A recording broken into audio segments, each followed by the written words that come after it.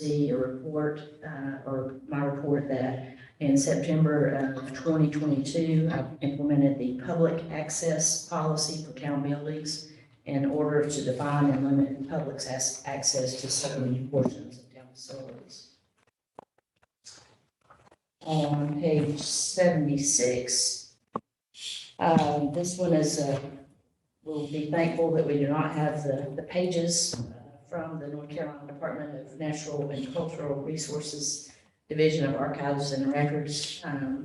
But this is our updated records, and is this our? This is the document here. If you good Lord. would like to review that, we're asking that you approve the updated schedule of records retention and disposition that was dated October 1 of 2021. This is updating from 2016. So I just want, so that big notebook there is just telling us how long we have to keep each kind of record.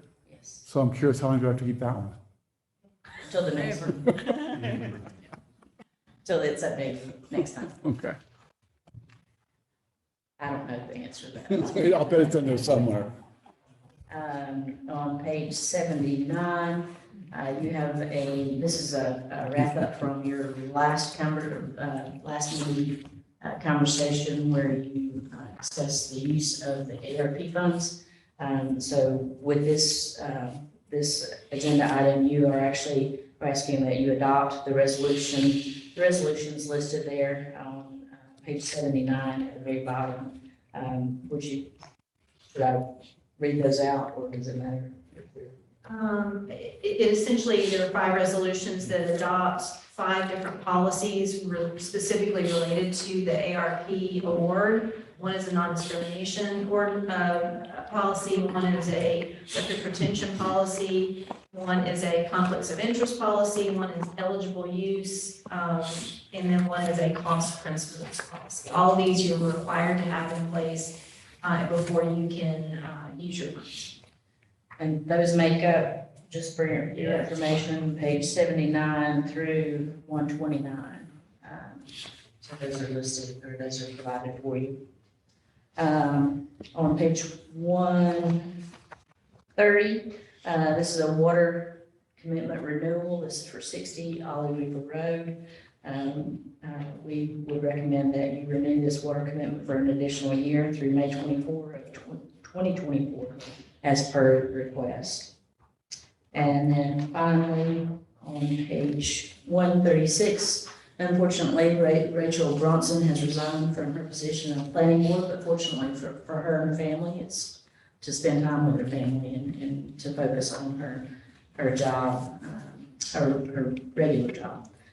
Mayor Fitzsimmons has proposed that Maggie Schroeder be moved from an alternate seat on the planning board to the regular seat, and Stephanie, I can't pronounce be that. appointed. And apologies, Stephanie's not here, but apologies to Stephanie that I cannot pronounce your name without assistance, and I don't want to do it at a bad time. And that Stephanie be appointed to fill the alternate seat vacancy created by moving Ms. Schroeder. This would be basically what you're approving is an appointment of regular member of planning, Maggie as a regular member of planning board to serve unexpired terms due to expire September 2025, and then Stephanie appointed as an alternate member of planning board to serve an unexpired term that's due to expire also in September of 2025. That's all. Are there any questions for the town manager regarding the consent agenda items? If not, can I have a motion to approve the consent agenda? So moved. All in favor, please say aye. Aye. Thank you very much. Item number 8, the town manager's report. Ms. Coffey? Yes, thank you. Just to give you an update on the bike helmet initiative, our fire department did apply for the bike helmets. This is the, I believe, second year that we've applied for these bike helmets, and basically for the community. 75 of them have been awarded, and this is paid for by using the sales of the Share the Road specialty license plates that we have the opportunity to get. We're renewing our tags. Also, just to give you an update of the name of our new District Manager for Duke Energy, and that is Jennifer Bennett. Do not have a phone number for her, but have provided you with her email address. She does take the place of Jason Walls, who's moved to another position. Just a reminder that Arbor Day is Friday, it's coming Friday, at 11 o'clock, and it will be held at, it says Lake Louise Park, but it's actually at the community center, in the parking lot there.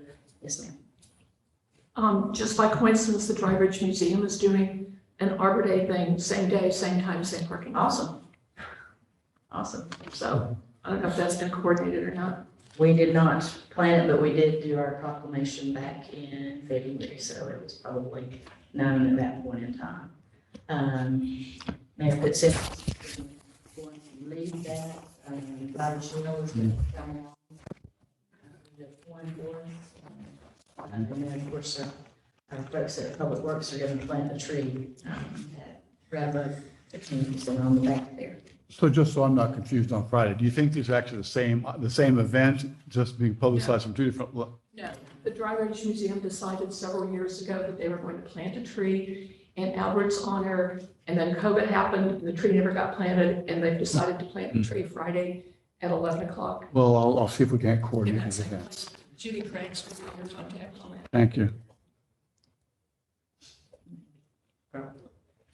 I'm sorry, help me understand, it's going to be planted in the same place? No, there was a tree in front of the entrance to the museum that died, and they're going to replace that one. Okay, It's there, okay, but the same parking lot, not the same tree. okay. So it looks like we're planting 2 trees on Friday. Yeah, I'm guessing so. I let Judy know that you all were doing that, but I haven't heard that. Great, thank you.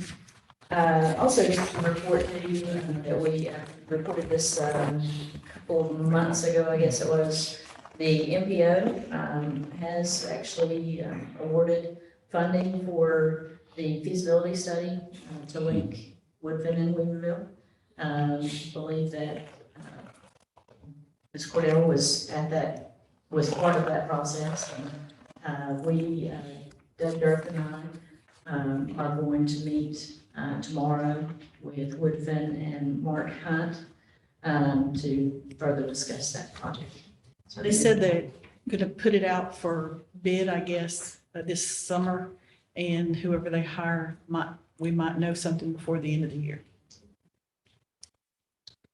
Well, it would be nice to have a study about how our greenway could connect to another greenway before we have a study about our greenway. But nonetheless, I'm glad to see some progress being made. Any questions for Ms. Coffey with regard to her town manager's report? Seeing none, we'll move on to item number 9, which is general public comments. And do we have any sign up for public comments this evening? We have none. Y'all are just making this too easy for me this evening. Thank you very much. Does anybody online wish to make a general public comment? Okay, great. In that case, we'll move on to item number 10, discussion and action items. And the first item up is the Economic Development Advisory Committee update. Phil Barnett.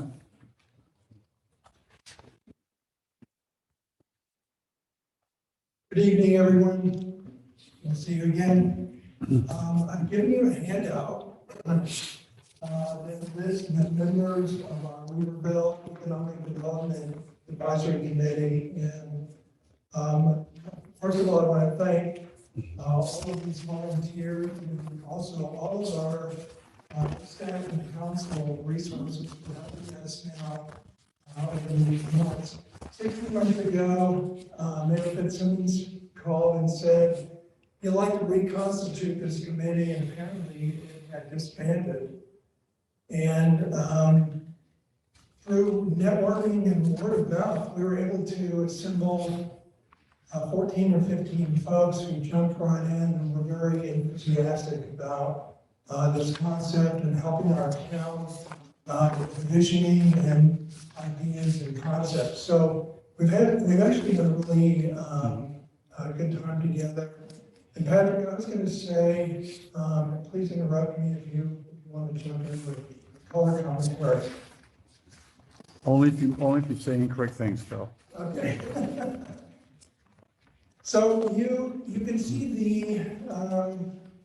document that Attorney Jackson presented to us earlier. A while ago, the focus of our town was on industrial development and, the support of council for what I would describe as very big projects. Over the months that we have met together as an economic development advisory committee, the tone of the discussion has been different. And I think the consensus of our committee is really enhancing Weaverville's ability to host entrepreneurs and new startup businesses, small businesses, and really sort of changing the mindset away from very large industrial activities, which again was a thing from the past. So along that line, I think, we were very supportive to focusing on our Main Street and preserving the look and feel and the demeanor of Main Street in terms of just walkability and, the variety and diversity of businesses along that area. And we've actually connected formally now with the Weaverville Business Association. Mayor Fitzsimmons and I will be joining them tomorrow evening for a similar discussion.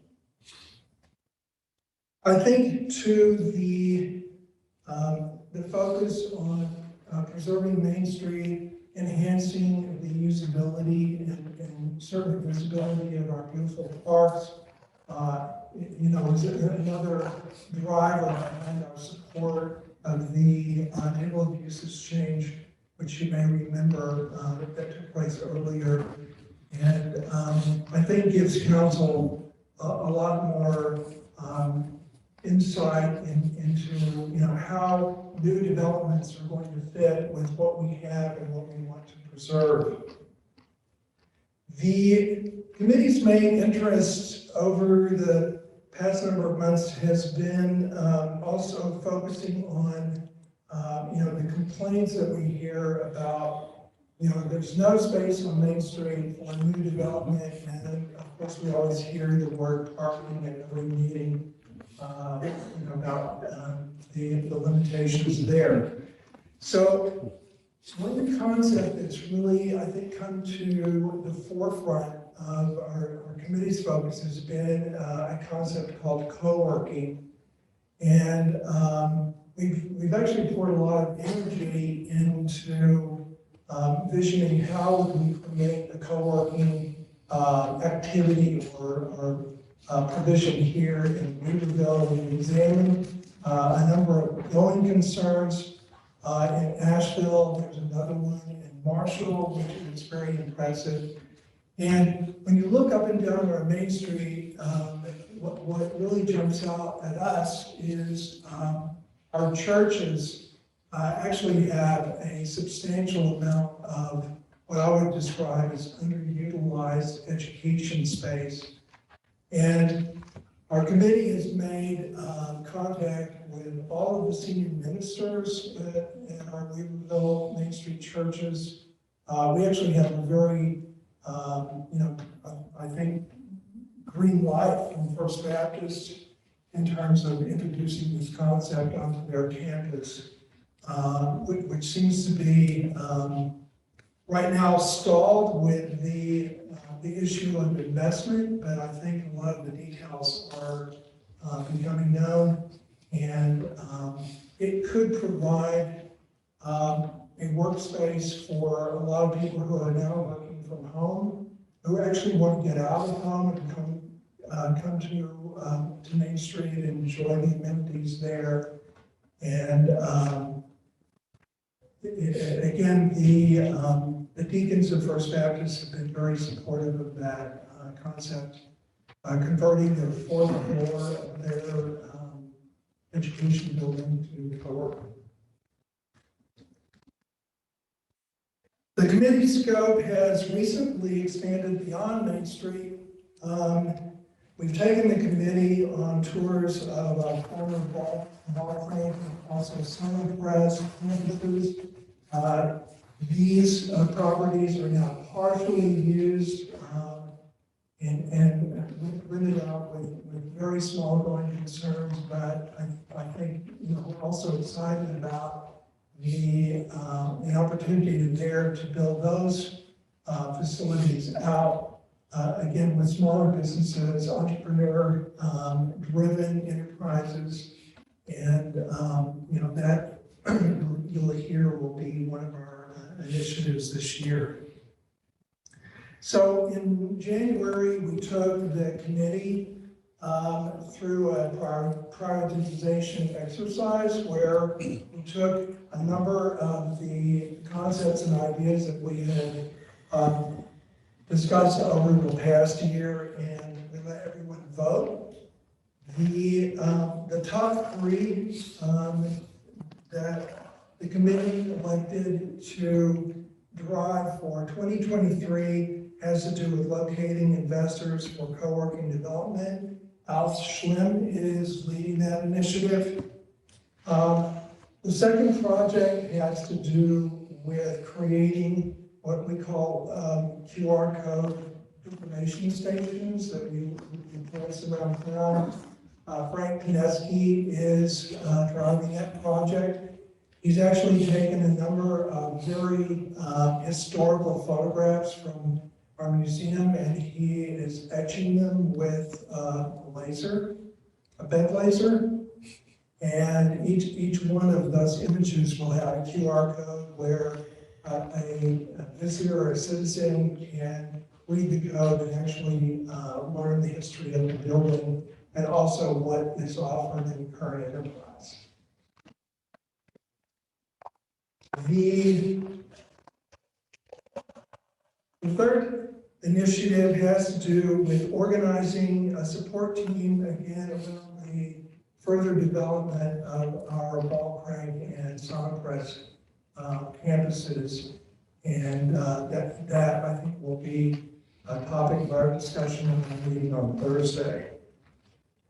Also, as a footnote to these projects, what's already going on in the background, we're working with Grace to create a new economic development website that will be part of our Weaverville presence on the web. And we're also developing a PowerPoint presentation that we can use at selected events where we want to promote Weaverville's opportunity for economic development.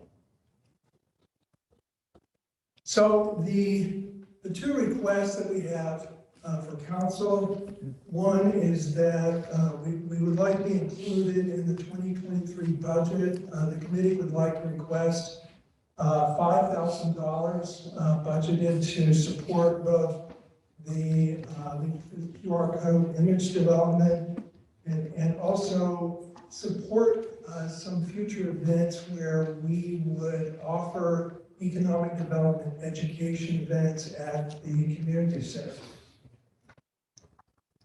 We'd also like to request, again, responsive to the document that Attorney Jackson gave us, we'd like the opportunity to restate this document and bring it back to you at your meeting next month and hopefully refresh this document that we can hold up as both our goal list and our mission.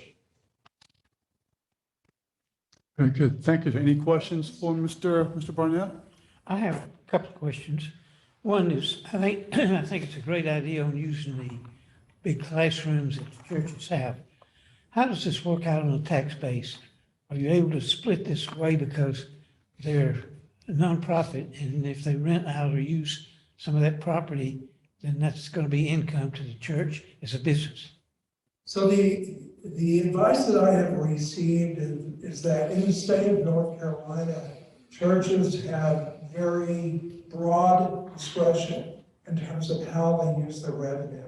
And of course, most churches dedicate their revenue to mission, which I think certainly if First Baptist elected a for-profit or at least a cost-covering model, they would say to the both state and federal authorities, we're a nonprofit and, we're engaged in ministries, and that's where this revenue would go.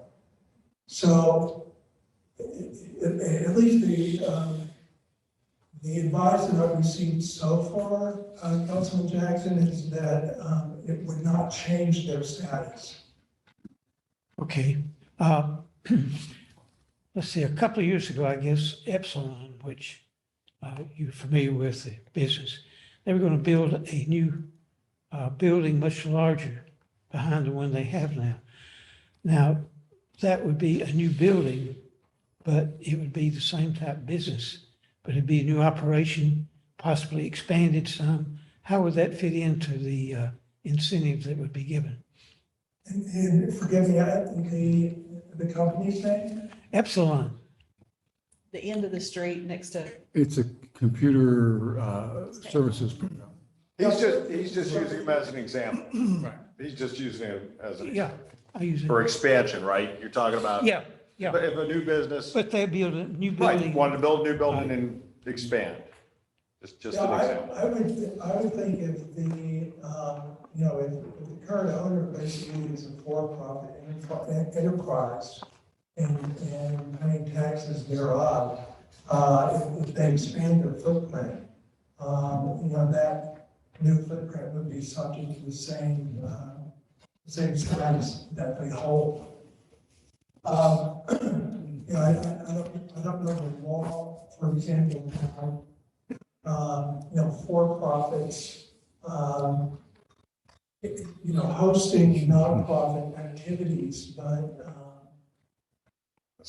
I know in the past, working for for-profit companies. That's not what I don't think that's his question. I think what Doug's trying to say is, and he's jumping ahead because you said you were to come back for the incentive. If we're offering incentives to new people to come to town, economic incentives, if an existing business grew or something, so nothing to do with nonprofits, just how it, but I think we're not, we got the document, it's a little confusing because we have Jennifer's document in front of us. Two different really things going on. And I'll say it's not really Jennifer's document. It's town council. No one wants to claim credit for this one. Well, it's what, How long ago did we create this document? I have no idea. It predated probably Any of most of us. So that was just the only thing I could find on sort of the official record of what town council has done in the past. Yeah. And so I do think that they're a little bit, they're related. If you wish to update and put in place an incentive type guideline for yourself, I think that's a slightly different question Yes. than what Mr. Barnett's group is doing. They're working on, and again, please correct me if I'm wrong, they're working more globally on what do we need to do to keep town of Weaverville economically vibrant. Right. So if I can interject, I think what's Phil's saying is that the direction that we need to give in our land use plan, which we currently have, which is very outdated, that the Economic Development Council would provide some recommendations of what that might look like. And there's been no discussion at this point that may or may not be any kind of incentive program. What I'm hearing Mr. Barnett say is that his committee would like to take a first stab at something for town council to take a look at and possibly adopt. Absolutely. Yes. Yes, thank you. Any other questions from Mr. Mayor, if I may just ask for a written request for the budget, that comes through my office, and then we'll Send her an we'll email. write that out. So Yeah. we'll just put that around. And email is Oh, yeah, absolutely. good. Absolutely. One more, I'm finished. Have you addressed, does it fit anywhere about clawbacks or something? Is somebody brings in, let me give you an example. With Centerpress or Avardo, they had machines that were upwards of $1 million a piece. The building's still there, there was an incentive. They moved the machinery to Mexico, and that was the biggest chunk of the business. So I'm thinking of a similar thing came in here, you pay them for something like that. The building is there, they take the equipment somewhere else. Is there provision for clawbacks? So far, our committee really has not stepped into, Okay. the existing agreements that either the current owner has made with the former owner or any of those details. I think our focus so far has been really on brokering introductions, introducing ideas, connecting people who have resources and also wanting to fund them. So, And if I could add to that, so the Sonnepress, now called Park 108, is, they're getting ready to do, in fact, I saw they've started painting the place, and that's a big paint job, by the way. So it is currently about 60% rented out to a variety of mostly locally owned businesses. And what we see the Economic Development Committee's role is trying to recruit more small business to go into that facility. yes, we were given sample cookies on our tour. So that was encouragement to go out and find a That's right. tax base? It's actually by a company which just had their ribbon cutting last week, legally addictive cookies. Quite good, by the way. And they have a JV with a spice supplier in Nashville, so they're making strange formulas of cookies. Anyway, I appreciate your time and other questions. Any questions for Mr. Barnett? Thank you, Phil. Appreciate it. Item B is water system capital projects, update and next steps. Selena, you want to take this one? Sure thing. Thank you. As you see on page 143, you have a recap of where we've been, where we are now. From pages 143 through 160, you have the backup information that we're asking for approval on. What we're asking tonight is town council to approve the engineering proposal that you see behind this cover sheet for the water treatment plant expansion engineering proposal, and authorize the mayor and town staff to execute that agreement between the town and the engineer for professional services within that proposal.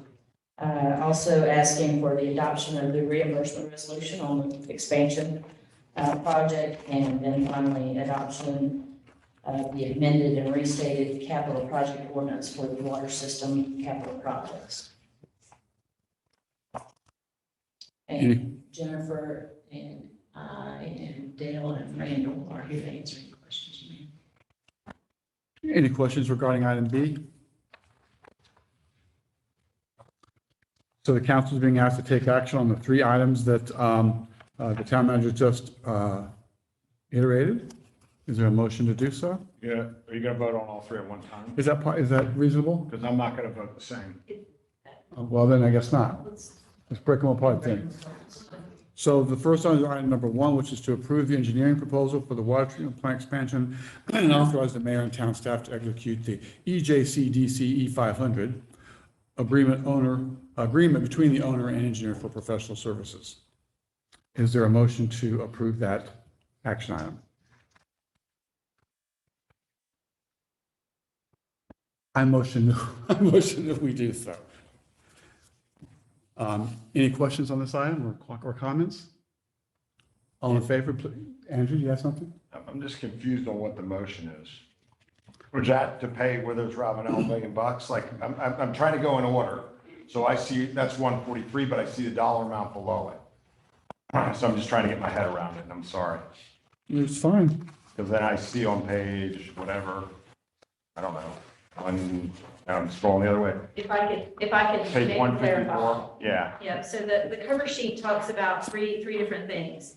And what's behind the cover sheet is the sort of the summary of the proposal. The engineering agreement itself is quite lengthy. Y'all have approved those in the Yep. past, but what you're approving tonight is the engineering proposal.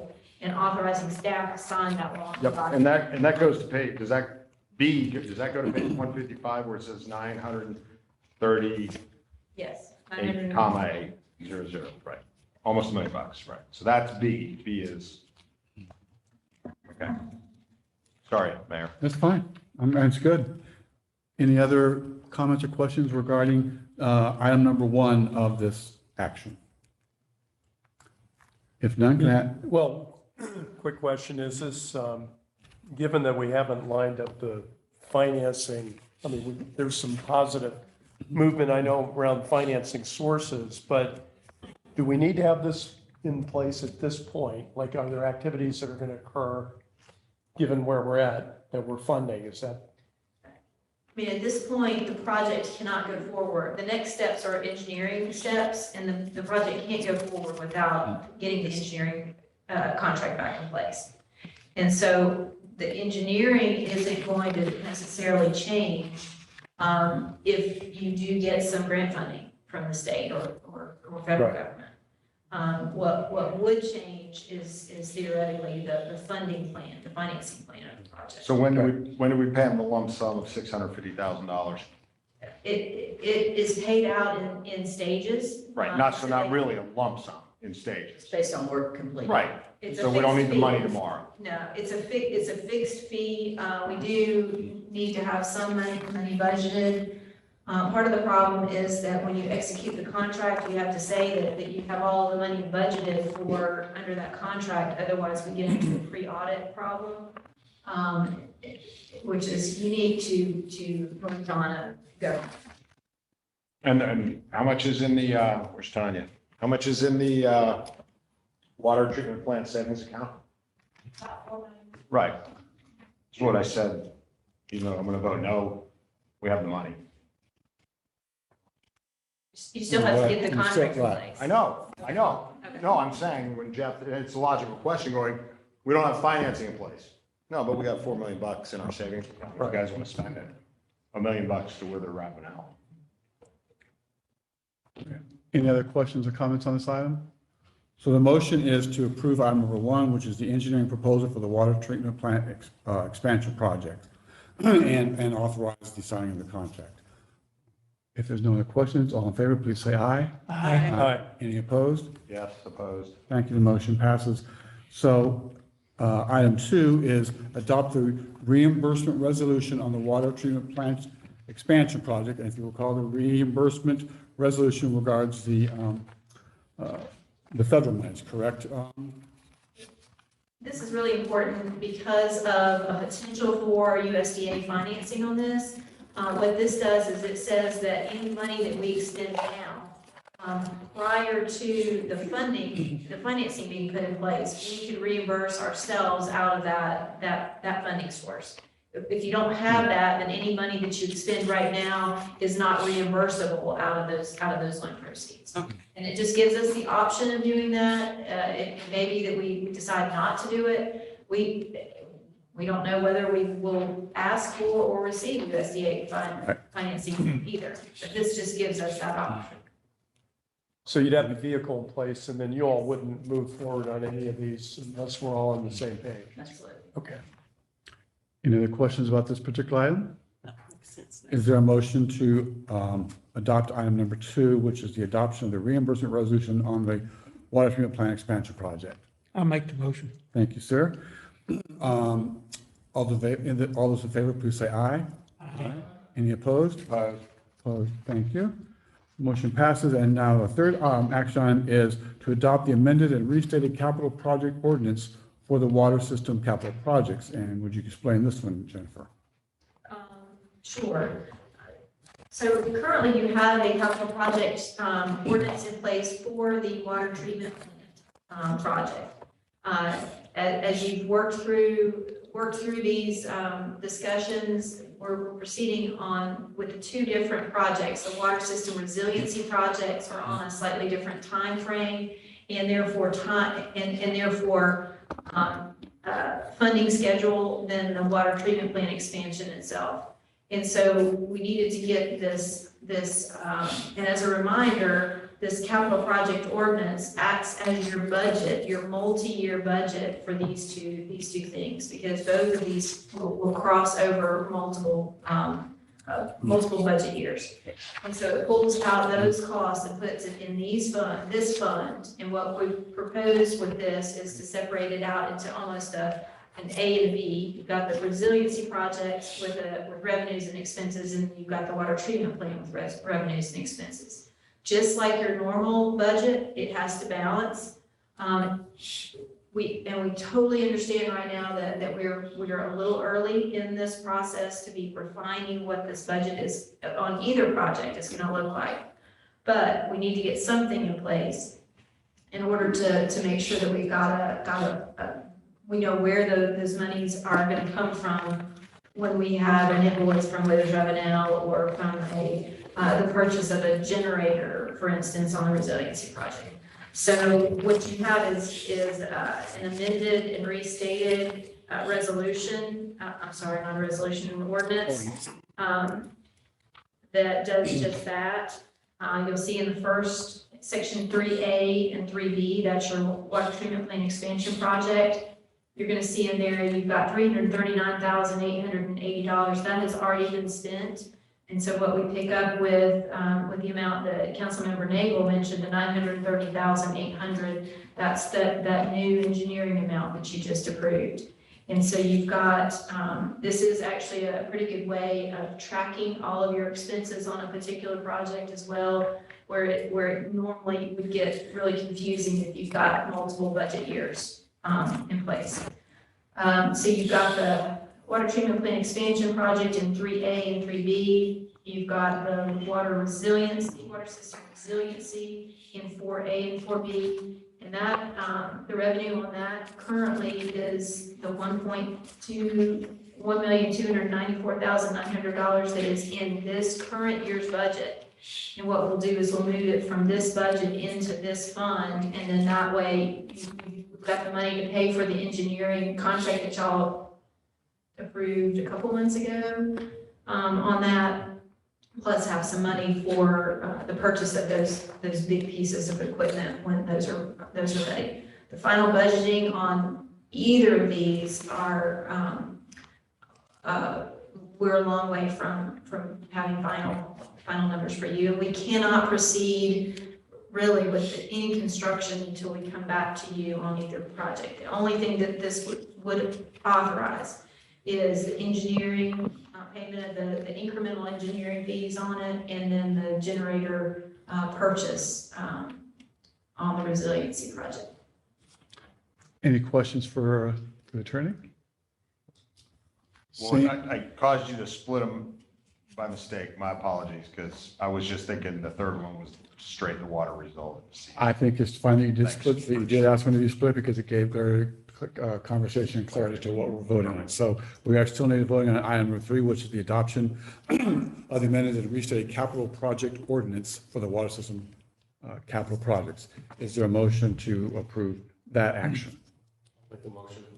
Thank you, sir. All those in favor, please say aye. Aye. Aye. Any opposed? Yes, opposed. Thank you. So that concludes that item. Next item up is item 10C, annexation agreement with Woodfin regarding the Sirewood Inn area. And Attorney Jackson, you described this earlier, but you may want to restate this. Yes, sir. Now that you've had your public hearing, you are eligible to take action to adopt the ordinance as presented. I'm happy to answer any questions for you if you have any, but again, this is the 192 plus or minus acres out Mountain Scenic Highway. Jennifer, you might want to explain the reason for this is because of the distances between Woodfin and, go ahead. Sure. So this is, as I mentioned earlier in the meeting, this is fairly far, located and fairly far away from town limits. It's even further away from Woodfin's town limits. And Woodfin has been requested, or the properties have requested to be annexed into the town of Woodfin's limits. And so they have, it's satellite annexation. In North Carolina, law requires that you cannot annex a piece of property where another municipal jurisdiction is closer to it than you are, unless you have an annexation agreement in place. So they're pursuing those annexation agreements with Town of Weaverville and City of Asheville. That answer. Any questions on this item? If not, can we have a motion to adopt the annexation agreement with Woodfin regarding Starwood Inn? I'll make that motion. Thank you very much. All those in favor, please say aye. Aye. Any opposed? Thank you. Next item is item 10D, code amendments regarding non-conforming lots, table of dimensional requirements and mapping standards. And Planning Director Eller, can you update us on this? As described earlier from the public hearing, mapping standards, table of dimensional requirements, and revision regulations related to non-conforming lots. There was some conversation during the public hearing, perhaps was held until this point, so I'm happy to answer any questions or address anything that the council wishes. Does anyone have any questions for Mr. Eller regarding this item? Let me ask you a question, James. Yes, sir. I saw the thing on the 50-foot lots.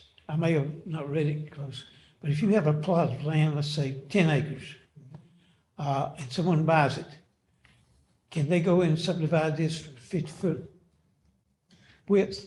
They cannot. So that would be a new subdivision, whereas these proposed regulations are only applicable to pre-existing non-conforming lots. Can the Board of Adjustment override that? For a new subdivision, they cannot. A new subdivision of land, you would be required to meet the table of dimensional requirements for the zoning district in which the property is located. Thank you. These are only for lots that were recorded prior to the existence of zoning in 1978.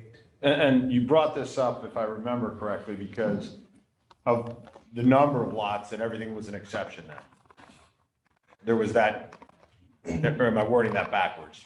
I'll answer it a slightly different way. Under current regulations, if we have a dimensional deformity of more than 20%, you have to achieve a variance from the Board of Adjustment in order to convert that to a buildable lot. The concern that staff has is the Board of Adjustment has granted every single one of these requests. And at that point, I tend to have the view that you have a problem with text rather than a variance is truly supposed to be special, and if it's granted every time, then. Right. It's not really a variance. Makes sense. And they're 50 feet anyways. So is the major benefit that it gives us, is that we have more control? I would say it's a recognition of the number of lots that we have that are beneath the dimensional requirements of the zoning district, as well as a recognition that the Board of Adjustment have granted all of these variances that they've encountered. Otherwise, you're stuck with all these same properties that can't be built upon, which also probably isn't a very good idea. I see it as a cleaning up exercise, similar to my father-in-law's property, which was zoned industrial, I may have it backwards, the Coleman House, and it's multifamily use. And so he asked that my recommendation to get it zoned properly. It was never going to be used, and if we hadn't, then he's non-conforming, and it just, that's what I see it as, is kind of a cleaning up of things, which I think that's one of the planning zones, we've had that as one of our things to do later too, is look at non-conforming when they're just being used every day for that, so. So and I would suggest, Kevin, it's not so much giving us more control, but greater flexibility. So let me give a hypothetical one. If I own 3 of these and there's still 50-foot lots on record, I can sell them to 3 different individuals. That's correct. Right, and they can then have 3 different homes on those. Mhm. But the sentence about, let's say I own one of the hypothetical 25-foot lots and the 50-foot lot, and then my current lot that I have my house on, then you well, then tell me when I come in that it would be wise or prudent, or you would recommend to put the 25-foot and the 50-foot together to be one lot. I would say that the proposed regulations as they are currently written, if you wish to build upon a lot that is less than 50 feet in width, and you also own an adjacent property, you would be required to make that accommodation. It wouldn't necessarily be a recommendation from staff, you would be required by the language of the ordinance to do so. That's what I was, Did we also ask the question that said if you had a pre-existing 100-foot lot, you can't split it to 50? This isn't going backwards, right? If my lot's 100 feet now and it's on the plat at 100 feet, Because that's a. right. This It's is how the original plat. right. It's looking at these original plats, these 200. Yeah, so you can't be, so I asked that question last time during the workshop. So since 1973, I believe, so for 50 years, we've been dealing with 100-foot lots. So if somebody does have a 100-foot lot and they want to do it, they would have to go to the Board of Adjustments.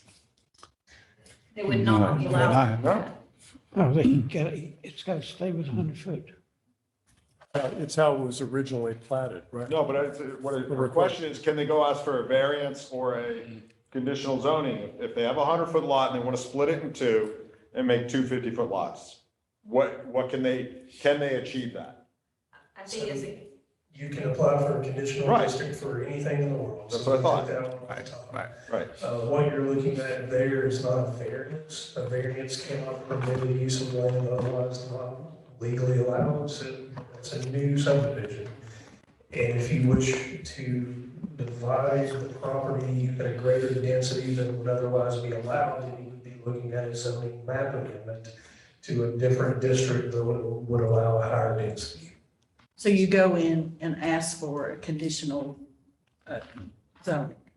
Or we keep using a 100-foot lot width, which is specifically applicable to R1. You could ask for a zoning map amendment to R2 or R3, which have thinner minimum lot widths. I just know we're going to get asked that question, so it's a reason I need the answer. It's a and good that is question. on, absolutely, it's a Sure. it's a great question, and I think that was one of the results that came out of that joint meeting with the planning board. And it is on the planning board's agenda. They clearly haven't gotten to it yet, but to reevaluate the minimum lot widths Right. in the residential districts. And then my only other point that I was trying to make way earlier was, I feel like that we as a town have been against the tiny homes. There's other towns that have embraced them. And there are some people who build very nice, beautiful ones. And so I was just throwing it out there that if we have to allow the modular homes on a frame, then we shouldn't use the fact that tiny homes are on a frame and penalize that. And I think. But aren't they on wheels as well, though? Eh, I mean, that's the distinction. They're movable. They're instantly mobile. I don't think all tiny homes are necessarily mobile. If I may, and not to speak on behalf of our friends with the county who administer the state building code in our jurisdiction, but I attended my first in-person continuing ed since before COVID back in February, and there was an entire agenda item on tiny homes. The vast majority of the complications that they're experiencing now is more closely aligned with the North Carolina building code, and maybe even more specifically the electrical code is where they're kind of getting tripped up on some of these things rather than local zoning. Most local zonings, it's going to come back to the same conversation of modular and manufacturing. Doesn't have a HUD stamp or it doesn't have the certificate from the Department of Insurance. Most tiny homes have neither. And at that point, you're not really falling neatly into the building code, and that's kind of causing some complications. That's the situation as I understand it, not to speak to what our friends in Buncombe County permits and inspections would advise. Do we have a definition of tiny homes for the town of No, Weaverville? I didn't think so. I didn't think we did. I don't think our code addresses tiny homes at all, including differentiating that type of home from any other home. currently. If the structure is governed by the 1 and 2 family building code, then we can't set a minimum square footage. But they're on the private end trying to figure out how to tie a lot of these things together to where the regulations more neatly apply to them. Right now, it's still a relatively new concept, but When you say tiny home, Captain, you're talking about a portable building? Not really. No? There are some towns that have totally embraced that as a new kind of affordable home. Sure. And they're not, So if I want to make a stick-built, yeah, 250 square foot home, yeah. I mean, one of the things that I was talking to James about, we allow accessory buildings, garages, and apartments. And some of the nice tiny homes that I have seen or stayed in have been what I would consider stick-built, but they may have, they definitely have like a trailer type frame. But currently our ordinances are Anyway, not, we can move on. It's a thought to I think it's a good investigate. point, but I think if I'm understanding correctly, our ordinances currently do not restrict that, so. what's the smallest somebody can build a house on a lot? so Square it's foot. covered by the 1 and 2 family building code. We cannot Right. dictate any way. So if I'm an R1 and I have my 50 by 50 lot, I can build a 100 square foot house as long as I meet electrical and plumbing code and I want to live in my living room. Right. So Okay. Okay. people can build tiny homes. What we ran into as a group, and I won't mention Barclay Terrace by name, was we didn't like setbacks and widths and you could reach out your window and touch your neighbor. Because those were tiny homes on tiny lots. And it's kind of what Mountain Valley was talking about, smaller lots, and we all know this, density keeps costs down. So I love the idea of people being able to make small homes. But I always thought of tiny homes as where you buy them down in Landrum next to Blue Ridge Log Home and they wheel it in and it's almost a mini mobile home. Right. Yeah. And your point is, it's either gonna have 1 or 2 stamps, right? I mean, I own a double wide and the double wide has 2 titles. It's The other vehicle. possibility that I haven't mentioned yet is if it has neither of those things. Right. At that point, it's basically a recreational vehicle. It's not supposed to be used Right. as a permanent. Right. For more than 180 So- days. James, quick question, where we allow for modular homes, which is everywhere really, and Catherine helped me understand the distinction with on-frame versus no frame. Do we have in our code a requirement that the exterior is covered all the way to the ground? In order to meet the qualifications of a modular home, and have the stamp from the Department of Insurance, there are some design standards there. I don't have those committed to memory. So I'm sort of caught. But modular homes nonetheless still, the state requires us to. Right, you have 2 different types of homes. Right. Yeah, mobile homes, which aren't really mobile. I mean, the Wheelman, I own one. Same here. Right. Yeah. You got down at the We've lake. got a couple of them. Right, and you have a, They effectively, I mean, they're not mainstream anymore. The modular homes are great and they're built very but you well. have a title on it. From the Department of, you have a vehicle title on it. Right. That's. No, but this is a very small kind of instance, but I want to make sure I'm clear on it. With modular homes, apparently typically they go right to the ground, but then there's a variation where it's on a frame, where it's elevated from the ground when it goes in. Crawl space. So my question is, can it stay that way, or does it always have to be covered around the outside so you don't see it? Because visually from a distance, that would then look like a mobile home to a lot of people. What I looked at today is the state regulations on that do not require skirting. Right. It does require a foundation, but that foundation could be piers, it could be a cinder block foundation. A modular home is a stick-built home off-site that's assembled on site. If you go down to the beach, out of the mayor last week, there's tons of homes that are on stilts because of flooding. And they're building on Woodfin, right off of Merriman Avenue, an office building that's on stilts. And that's all that is. We often get confused with modular versus a single wide, double wide, which you have at the lake. I know that distinction, but A modular home has nothing to do. apparently there's a modular no frame and there's a modular on a frame. Right, but I didn't know that variant until today. I think the only impact that would have would be visual. Does it have skirting or not? And what I'm That's hearing, right. and what I'm hearing is that there is no skirting requirement. We don't have a skirting requirement for a stick-built house. Right. So right now, Right, right. modular houses or modular homes are treated Right. just like a stick-built Okay. house, and so you don't have that requirement. Exactly. Wish I'd been able to articulate that. Yeah, but the difference is you wouldn't you build a stick-built house from the ground up. No, we're not at the beach, you don't. Well, okay, we're not at the beach. So what, if I want to build one on stilts, the back end of my house, because I'm on a Okay. hill, there's no. All right, well, good point. And I think As long as John you're being Chase's, consistent. one of John Chase's early comments was about stacking, right? You talked about that, on building on stilts on this, when you first got on council. Yeah, so maybe it's a non-issue. I do think though, I do I'm think sorry. it's a little bit of an issue in that we will get some complaints if there is not some kind of skirting or elevation. So, because we've all already been asked the question of, how did that modular home get in the field across from the subway? And is it gonna stay where it's at, or is it gonna be moved on farther down the lane? Do you know the answer about if it's moving? I don't know the current location of the home in question, but I can say that the zoning permit that was issued for the placement of that modular home was within the setbacks of the zoning district. I don't know if the home is sitting right now in its final location or not.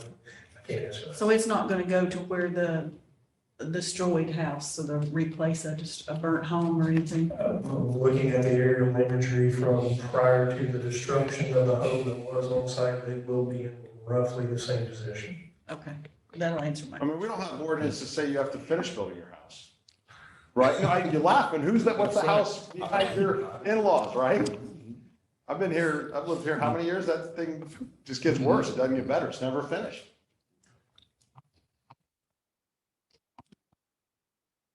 Any more questions or comments on this issue? And I assume we're all much better educated about the qualities of housing now? Is there any more Well, questions? you know, it's our job, I That's guess. It is. It is. Life's an education. So just to follow up a little bit, so really, since there really is no legal differentiation between modular and stick-built, if we wanted to follow up on Catherine's suggestion that, or not suggestion, but implication that we have some kind of skirting requirements, is that realistic, and how would we go about that, process-wise? At this point, I would rather tell you I don't know than point us in the wrong direction, but I'm happy to get an answer to that question. There are very few, if any, jurisdictions in North Carolina that differentiate between stick-built and modular. So I don't know what's out there. that Okay, we good. can do. Yeah. So any other questions or comments on this issue? Is that on frame or off frame? Well, as long as we're being consistent, that's good. You've showed us that we are, so. If there are none, can we have a motion to approve the code amendments as identified in item 10D? So moved. All those in favor, please say aye. Aye. Any opposed? Motion passes. Thank you. Next item is item 10F, presentation of the town manager's 2024 proposed budget. And I just want to keep in mind that the manager is going to present her budget tonight, and keep in mind that our May workshop will be devoted to budget, so you'll have an opportunity to digest this information between now and then and come back with all your questions at that time. Town Manager Coffey? Thank you, Mr. Mayor. Pursuant to North Carolina General Statute, some, You got it. announcements. Yeah, here's another two right here.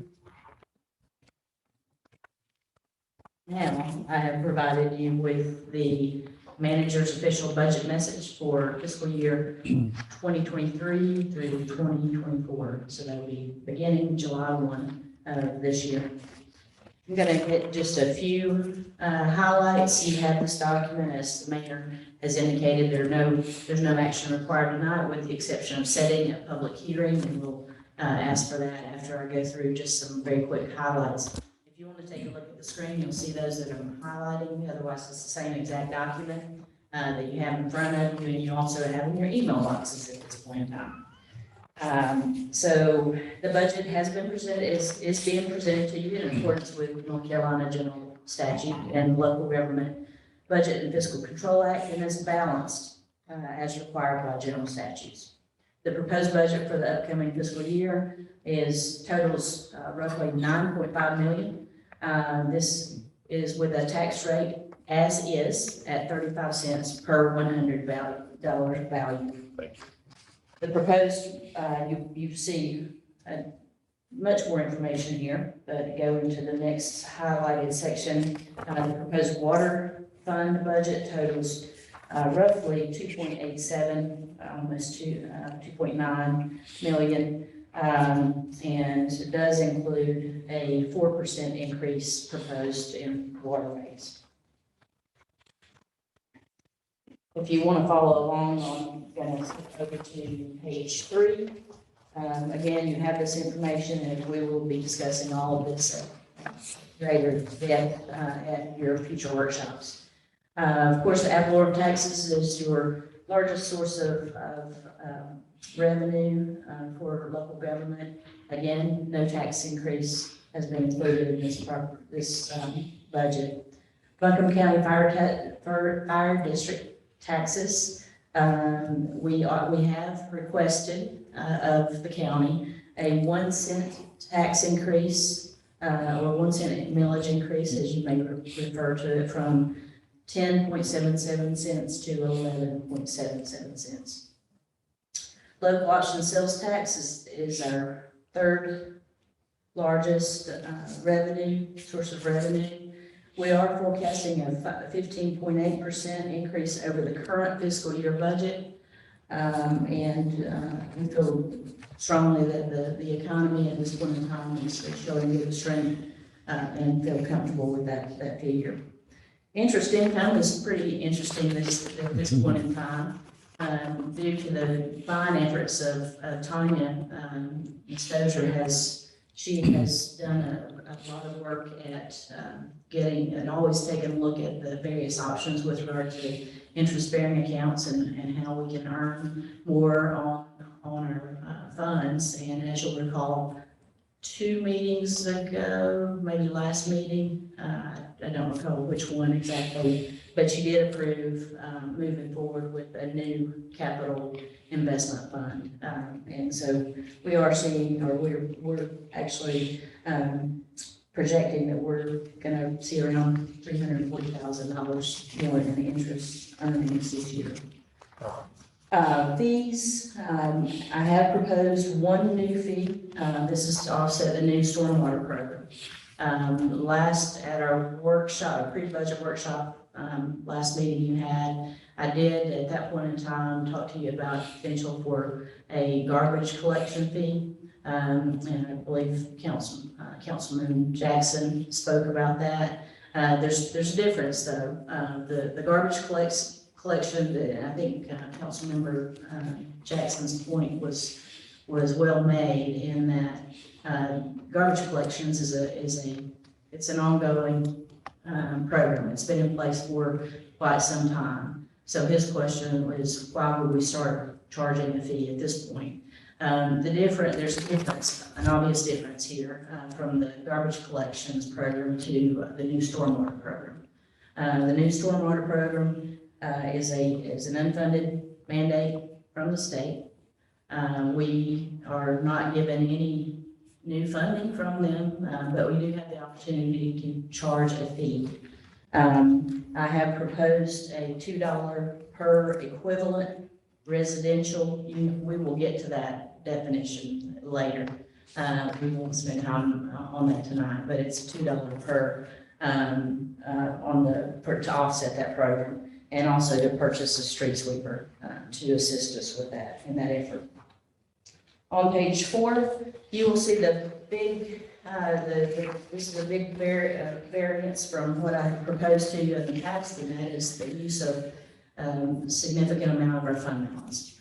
As you'll recall from the pre-budget workshop, you have in excess of your 40% target fund balance, you have 2.6 million. That is over and above that 40%. It's over and above that 8% that the state requires us to maintain. And so you've got that 2.6 million sitting in fund balance. I am proposing for new programs that, or new programs and capital, one-time capital purchases that you fund 1.652 from your fund balance.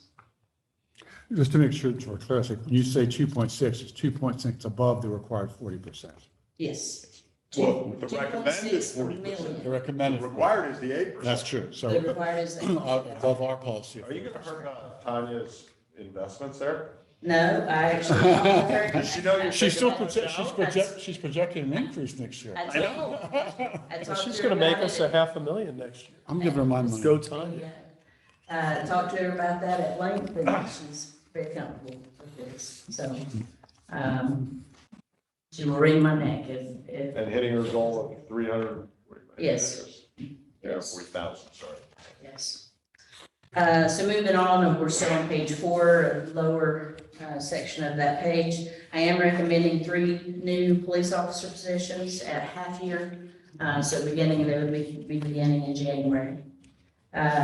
Also a police records and evidence specialist position, a part-time position to assist Ms. Stovall at the community center, and also some funding to outsource the planner position. This is a GIS technician position, $20,000 in there.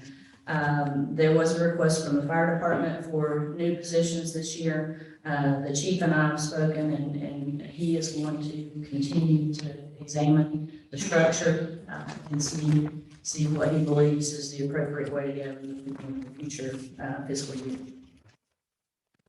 So again, staying with page 5 here, I have recommended to you a 2% adjustment in our overall pay scale in our ranges to maintain marketability, and then also 6%, up to 6% in merit. Employee medical insurance, this next section that I'm highlighting tonight. We still continue to work with our insurance broker to come to the best place that we can. Without a doubt, our employee medical insurance is the most difficult, one of the most difficult issues that we deal with annually, because insurance continues to go up for everyone, and we're no exception. At this point in time, we have budgeted at 12% in employee medical insurance, but there will be adjustments that we will need to make as we go forward. Mayor and town council stipend, I am recommending an increase here.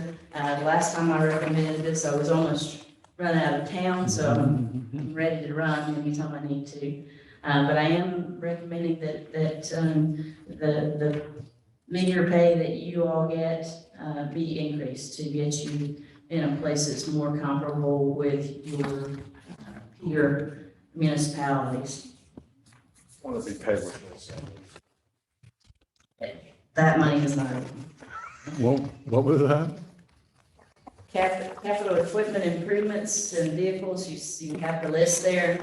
Among those items that I'm recommending, the top items, cost-wise, would be the replacement of engine 8, to begin replacement rather. And so I've recommended roughly a third of the purchase price for that fire engine. Also for the garbage truck replacement, and that is to go right along with the program that we started last year with the brand new toters. And then a street sweeper for the stormwater program. And then the final largest item, there are several others there that we'll cover later, but it's a playground equipment replacement for $199,000. Continuing on, you'll see several what I'm calling environmental stewardship initiatives that I've recommended, that are being recommended. One is a solar project at the fire station. Chief and I met with a company who gave us a quote for roughly $75,000 to install solar panels on the roof, and then basically You see the system, the net system cost there is roughly 53,000. Divided to you the year-one savings as well as lifetime savings and payback period. The next two bullets there are EV chargers. These are for the fire station as well as town hall. The funds are not in the budget at this point in time, although I have applied for grants to cover these. What I would recommend is that as we go through the process, I expect that we will hear about whether we receive that grant. You will then have the opportunity to say yes or no, whether you want to accept those grants, that grant funds. I expect that we will get some funds for this, and so at that point in time, you can tell me to go ahead and put it in the budget, and at that time, we'll place the expenditure as well as offsetting. Water fund budget totals right at 2.9 million. You see the revenues there. One thing I will add as we're moving forward is that staff continues to work on revenues, and we're analyzing what fees we're charging and whether how we stand in comparison to where we need to be with regard to fees in comparison to other jurisdictions. Again, recommending a 4% increase in water rates. And I will wrap up this portion of the presentation of the budget with just asking that you take action to set a public hearing on the budget for Monday, May 22nd at 6 p.m. You do have a workshop scheduled. Your next regular workshop that's scheduled will be a budget workshop. And the date for that falls before or after the public hearing? Before. Before, good. So the recommendation is to set a public hearing for the budget for, I forgot the date, in May something. What was the date again? 22nd. 22nd. Are there any questions regarding this matter? A quick question, just for the next meeting, because we had the public hearing on the water system development fees. We didn't go through that, but we all had time to read it. And I'm reading your recommendation, just so maybe we go over that with a just finer tooth comb, because if I was reading it correctly, I'd like to charge the maximum allowed by state law. Not, Willed in, the financial group Yep. will be making a presentation They will. to you Okay. on May Good. 22nd. at that time, perfect, It's perfect timing to wrap that into the budget. super, Yeah. thank you. Just one comment, and I don't know, I'm interested if council has a reaction to this, but on the page 4 on the fund balance, the recommendation is to lower that by 1.6 to fund one-time capital purchases and implement new programs. So new programs presumably would go into the future. So they would increase our yearly budget by whatever that amount is. So, it's sort of a philosophical thing. Do you take it down to do one-time things? Or do you take it down to fund long-term things, which means our purple line is going to be presumably lower in the future? right. Now, I don't know if that's a good thing, bad thing, indifferent, but if you're paying for stuff one time, and then you go back to business as usual the next year, then your fund balance starts growing again. And Right. versus what we're saying here is, no, we're going to bring it down closer permanently Right. because of the new programs. So that's just my Let me clarify. interpretation. We have continued If you will expenses. turn to Yes. If you will turn to page 6, you'll see the bottom of the capital equipment improvements and vehicles total there. Right. It's 2.1, it's very close to that 2.6. So you're not talking about a leveling of those funds in whole. You're looking at a difference of 500,000. Okay.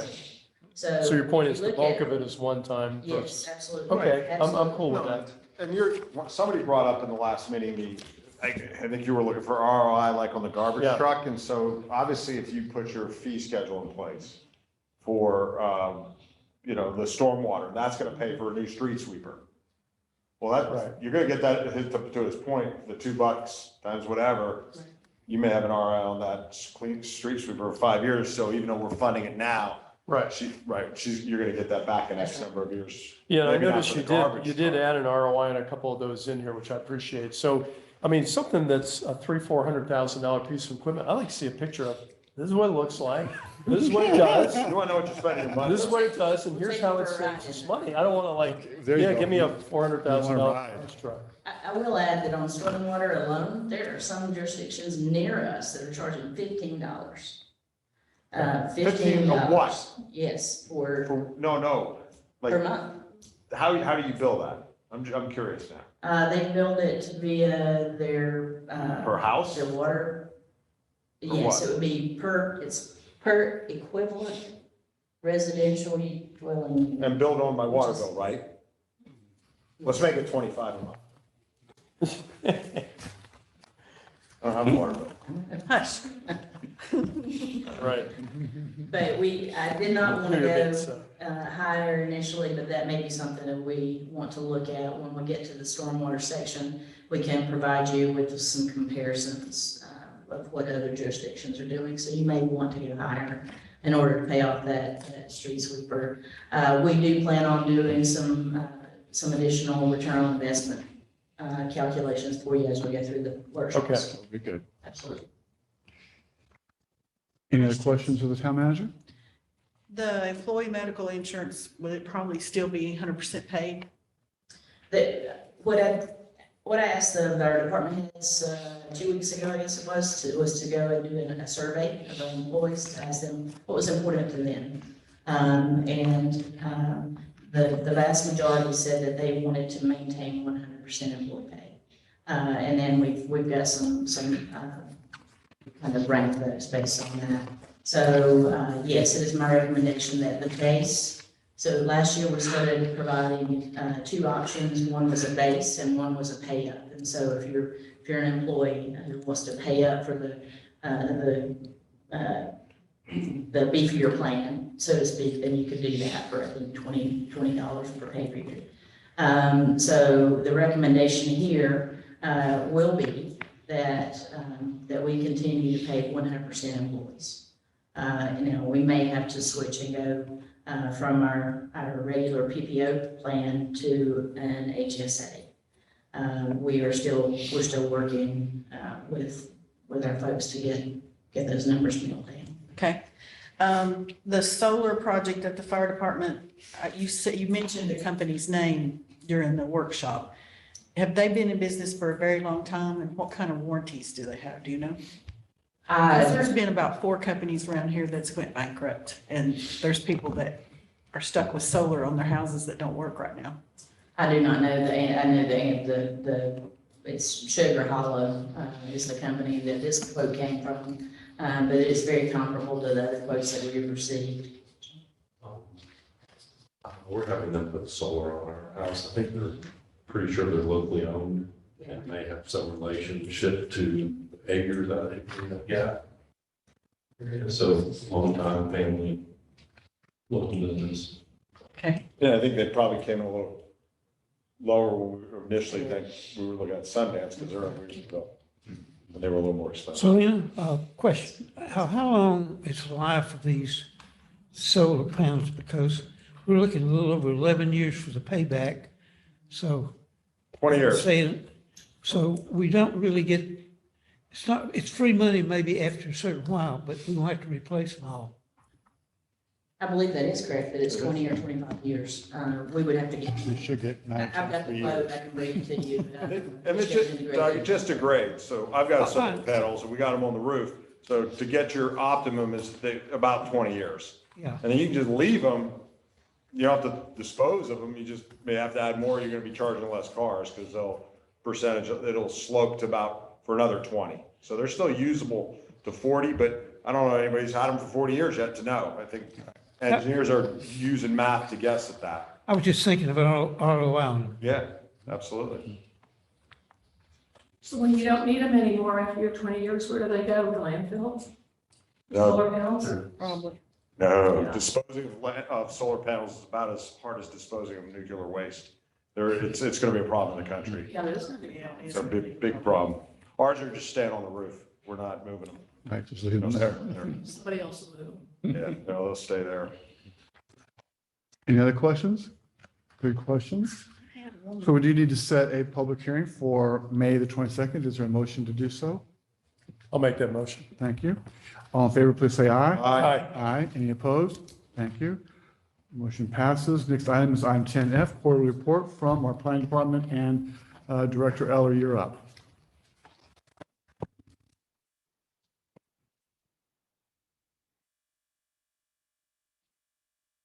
As usual, I won't review the numbers, those are pretty self-explanatory. I'll touch upon the planning board activity and board adjustment activity, and then provide a few updates on some long-standing and some upcoming projects. In January, the planning board offered a favorable recommendation to town council on the two projects at 171 Monticello Road and 480 Ring Street Road. As council is aware, those two projects have both been annexed and zoned in the interim. In February, the board considered two of the three text amendments that you have before you this evening, offering favorable recommendations on those as well. In March, we had the text amendments on non-conforming lots, dimensional requirements, mapping standards that you heard this evening. And the board also began discussions on a comprehensive review of the table of uses.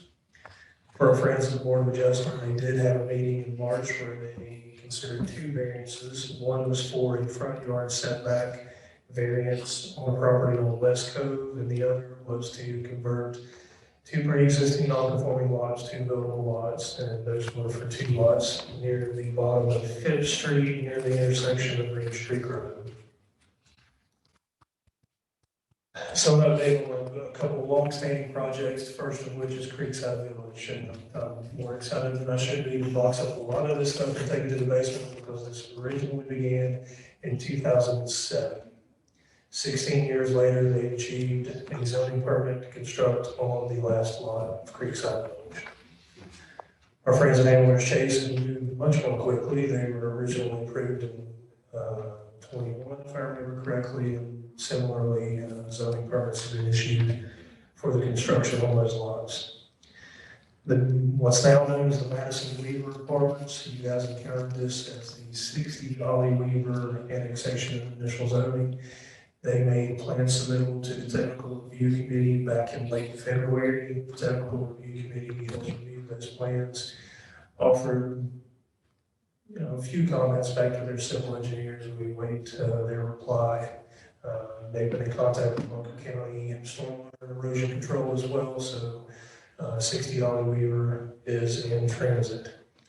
What's now known as the Weaverville Apartments, it's 171 Monticello Road. We continue to be in conversation with that developer and their civil engineers. We're leading up to plan submittal for that. And then lastly, Starbucks, a standalone Starbucks for the parking lot in front of Publix and Big Lots. They achieved a zoning permit back in 21. For whatever reason, that permit lapsed. They've recently re-upped that permit and hope to begin construction soon.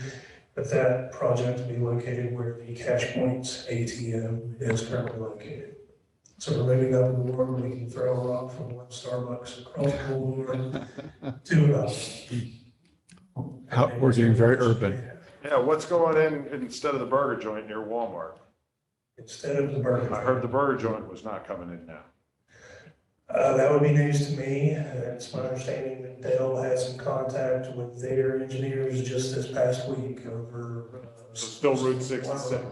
Good. Highway 55. Highway 55. Thank you. I stand corrected. Clint, don't spread any rumors that I said the burger joint wasn't. Oh, God, please don't. Because it's the most important thing on the Facebook. The Taco grid. Bell, that's big stuff. Taco Bell now, that we. This is our most pressing issue. James, Yes, sir. question. Last year, we added staff to relieve some of the workload that you had. Have you found that this has helped you concentrate on other things, or are you still basically doing the same services as you did before? As it stands right now, Ms. Kelly has taken the responsibility of doing the minutes, which is a tremendous help. It's my understanding that she'll be transitioning to another location relatively soon. So Ms. Coffey and I have been in conversations about how some of those responsibilities will continue to evolve, if and when that position is replaced. But yes, obviously, any additional employee that can provide some assistance with various tasks is a help. Well, the reason I asked the question is we had focused, one of the things was to free you up to focus more on longer-term planning for the town instead of the current things you're doing, which is rather short-term and reactionary instead of proactive. Understood. All of our positions evolve, and certainly with the information that was contained in Manager Coffee's budget presentation this evening, it appears as though some of the GIS stuff will be handled by some other folks in the end that budget is passed in its form. Okay. If I may answer that question, the position will be filled. I'm actually advertising for the position right now. I've received, I believe, 5 applicants, or 5 applications. So we'll be refilling that position, and we'll be moving forward. Probably my goal at this point in time is to continue that position as is, but also add some additional responsibilities to it. As you all know, all of us wear many different hats every day here, and so I do want to relieve some of the pressures that are on, that have continued to stay with James. So we'll be doing that. Well, the reason for asking the question, of course, we've seen tremendous growth in the last 10 years. And I think we have had discussions regarding we need to plan for the future. We don't know how that's going to continue, but we're obviously going to have to do some different things. And that was the reason for having a position where we could look Absolutely. at future plans. Absolutely. My goal is to take all of the clerk duties off of James' plate with the next person. And so he will not be the one, he may be acting as deputy clerk, but not clerk. And so we will need a backup that wears that hat and can sign off on documents and oaths and that sort of thing. Thank you. Any other questions for James? Thank you, sir. Appreciate you. Item 10G is a court report from our finance director, Ms. Dozier. Good evening, Mayor and Town Council. We are 3/4 of the way through the year, so tonight I have the third quarter financial report for you. You'll see on page 180, the revenue chart there. Revenues continue to trend favorably. We're a little bit higher than previous year quarters and slightly higher than our budget, right where we like to be. As part of the budget prep every year, we always look at where we are with revenues. We forecast what we're going to go at the end of the year, and that helps us estimate next year's revenues. So as part of that process this year, we've estimated that we're going to be about $230,000 over in our revenues, which sounds like a lot, but that's really just, it's less than 3% on an $8 million budget. So it makes me feel good about what we budgeted last year and where we are this year. Interest income, that far exceeded any of the expectations last year during budget prep at this time. So we've kind of blown those numbers out of the water. I think we're going to end about $270,000 above budget in interest income alone. So that with a 230, you're looking at about $500,000 in excess revenue that's going to revert to fund balance. And that's important when we talk about, as you heard from town manager, that 1.6 million. We've now got $500,000 that's not accounted for, and that 2.6 excess does not count the excess that's going in the end of this fiscal year. On the next page, page 181, our expenditures are all in check and all under budget. That's always our goal. So we'll have some unspent expenditures that will also revert to fund balance at the end of the year. I'm going to skip the detail and go on to page 192, our community center project. Again, you see no activity here. There has been some progress in April. We did move forward with some of the planning stages. So starting next quarter, you'll see some activity in that column there. On the next page, the water treatment plant.